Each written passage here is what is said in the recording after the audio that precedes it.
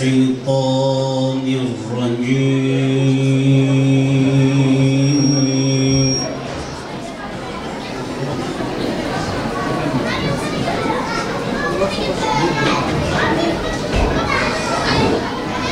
بسم الله الرحمن الرحيم.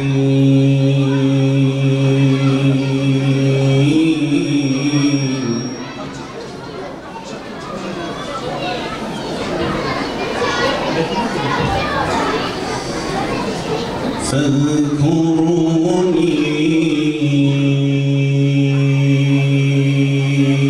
أذكركم واشكروا لي ولا تكفرون.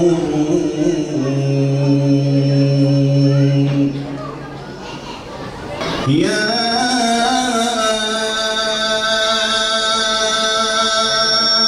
أيها الذين آمنوا استعينوا بالصبر والصلاة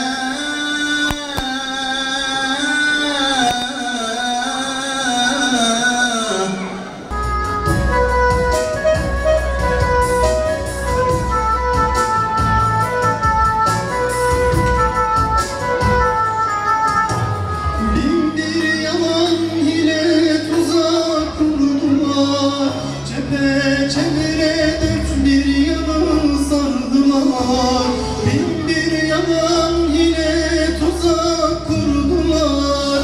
Çevre dört bir yanı sardılar. Deccal emriyle gelip vurdular. Yasin yandı, yürek yandı, can yandı. Deccal emriyle gelip vurdular. Yasin yandı, yürek yandı, can yandı.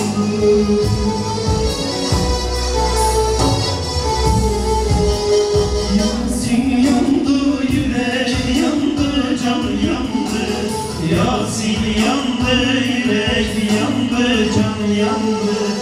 Yasin yandı, yürek yandı, can yandı. Yasin yandı, yürek yandı, can yandı.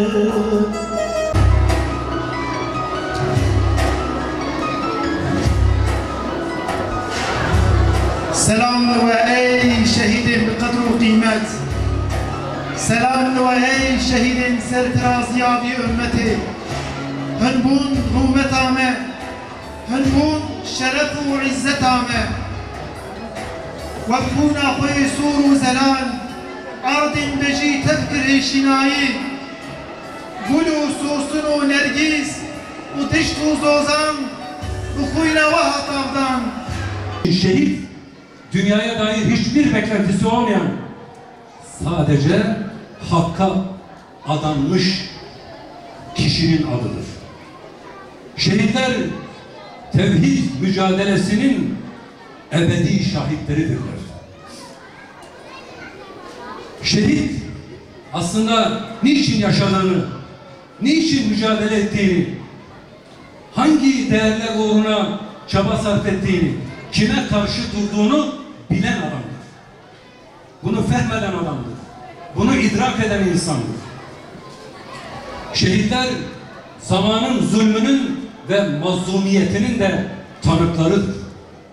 Hem şahit olarak yaşadılar, şehit oldular, şehadetleriyle bir kez daha şahit olarak yazıldılar ve tanıklık edecekler.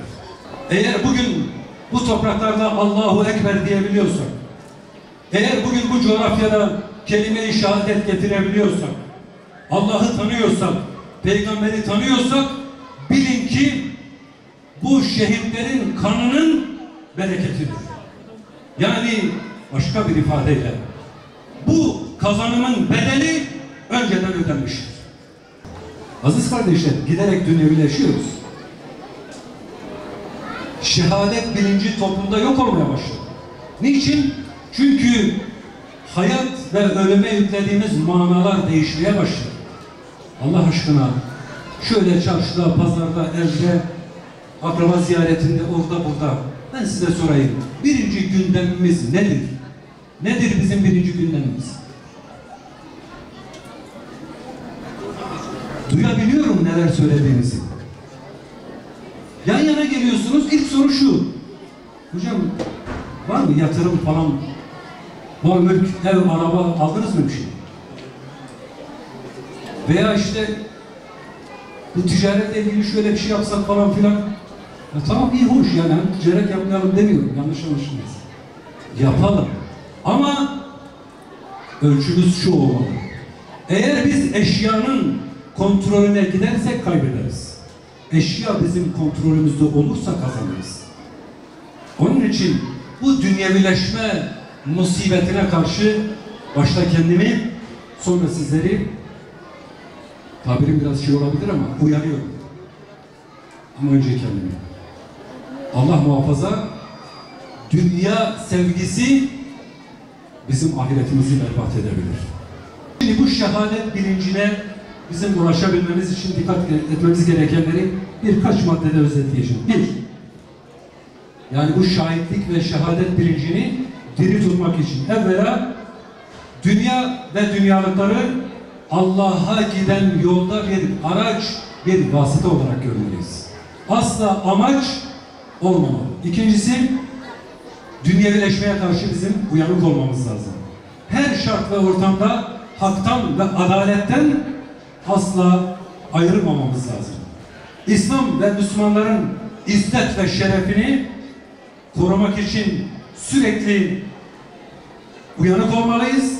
Gelecek nesillere ve çağlara bu mesajı en iyi şekilde ancak böyle ulaştırabiliriz. Dünyanın neresinde olursa olsun Müslüman kardeşlerimizin dertleriyle, sıkıntılarıyla, problemleriyle dertlenebilmeliyiz. Çünkü şahitlik bunu gerektirir. Şu sözlerle tamamlayayım. Ne bize gerek, mal mülk bizim, yer bizim, gök bizim. Hem dünya hem ahiret ne varsa hepsi bizim. Varı var eden var da bizim. Biri birleriz, ikilik bilmeyiz. Peygamberdir rehberimiz, Hüseyin'dir serdarımız. Biz koyun değiliz, kurda boyun eğmeyiz. Havva anamız bizim, Adem babamız bizim, tüm yeryüzü ülkemiz bizim, Kabe kıblemiz, Aksa sevdamız bizim. İslam dinimiz, hürriyet yolumuz bizim. Dört mevsim gül açar bedenimizde, biz kefen giymeyiz. Ya Zeynep gibi kalırız, ya Hüseyin gibi gideriz. Biz eshabe Uhud gibi biz aşığız şehadete. Kerbela'da Hüseyin'e, Hüseyin'in mehterinden geçenler çok rüzgar gibi. Gaybu zincire zulme, küfrü nifakı levme, hakim bi iman o ilmi bi imana ve şehadet.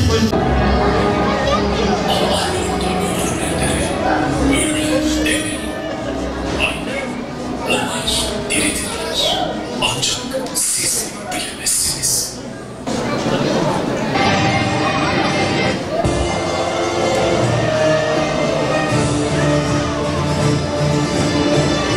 İşte Hama'da, Susa'da, Halepçe'de, Filistin'de, Suriye'de, Mısır'da, Cezayir'de, Muru'da, Keşmir'de, Arakan, Mali'de, Somali'de Rabbimiz Allah'tır diyenlerin dökülen kanları.